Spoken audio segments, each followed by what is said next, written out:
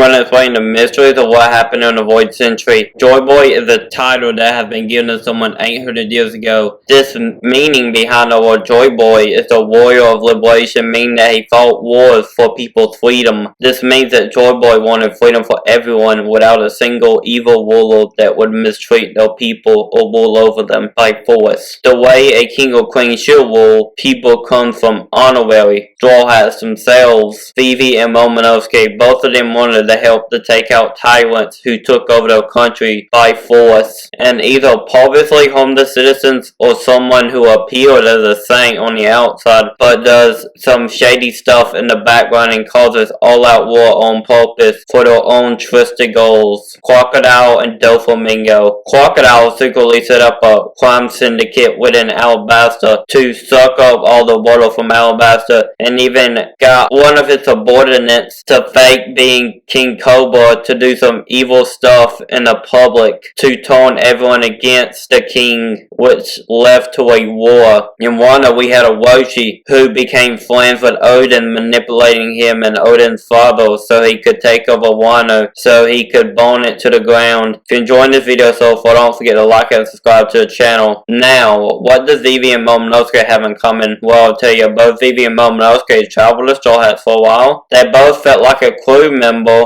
They all left their kingdom for an extended period of time. Could Bonnie be headed in that same direction to be an honorary Straw Hat? And it'll be solved in the final war. Momonosuke and Vivi relates to some characters from the Void Century. If we know, the previous princess of Alabasta 800 years ago, called Nefertari D. Lily, betrayed the 20 kings 800 years ago and pinned the will of D and split the Poneglyphs all the way across the world, split in many pieces. She used to belong to the world government, you say. And she's friends with Joy Boy? Sounds a lot like Vivi. I believe it played out the same way, but with a little bit of difference. Anyway, I believe that Lily had 3 different devil fruits. 1, the Yami Yami. 2, the Paw Paw. And 3, the Dice Dice. Have a video explaining on why I believe Blackbeard was able to eat 3 devil fruits like in the description. Anyway, the reason is because he ate the Yami Yami no Mi, and he made a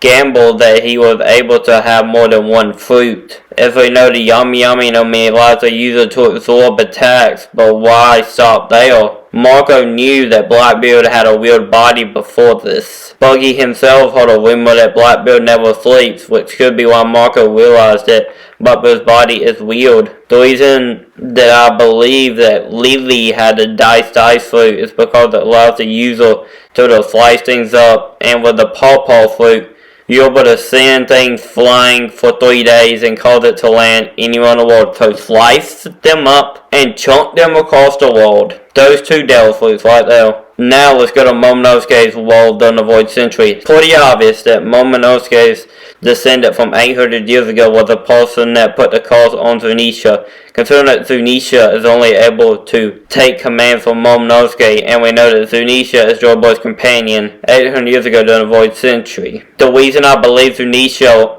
was punished to walk the seas was because the Emu and the Gorosei used to be members of the Joy Boy's crew, called a planet named Sun God Nika, St. J. Garcia Saturn, St. Mars Marcus, St. Topman Walkley, St. Ethan Baron V. Nasajuro, and St. Sepulchre Jupiter. The video in the description. I believe that the Gorosei and the Emu betrayed Joy Boy and set it up to make it look like Zunisha betrayed Joy Boy, so Zunisha was punished. Since Momonosuke is the only person that can order Zunisha around, and since the Poneglyphs originate from Wano, I believe that the daimyo of Wano from 800 years ago is Joy Boy. In other words, the ancient kingdom's name that of course they didn't want Clover to reveal was Wano. After all, it's an island that still exists and it doesn't have an alliance for the world government. And also, that's why Toki wanted to travel too. Go 800 years in the future, travel to Wano, spread a message. Her original goal was to wait 20 years, but instead she sent Odin and them 20 years into the future to gather some people to come back to Wano to defeat Kaido, because that's where Luffy would awaken into his Delphi power. And yes, the Poneglyphs have the power to tell the future.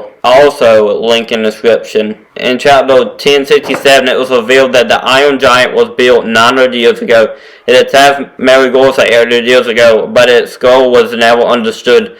The only reason no one got hurt was because it ran out of energy. I believe that Vegapunk needs the ancient energy source that was used in the Void Century, and the ancient energy source was the Nika flute. I believe that with this power of Nika, you'd be able to have unlimited energy because of the Nika flute. You have a limited power to the limits of your imagination, so the sky's the limit, and literally anything is possible. No wonder the ancient kingdom was so scientifically advanced, because anything you think of on your head, bam, there it is. Anyways guys, this has been Blanks, and I'll see y'all next time.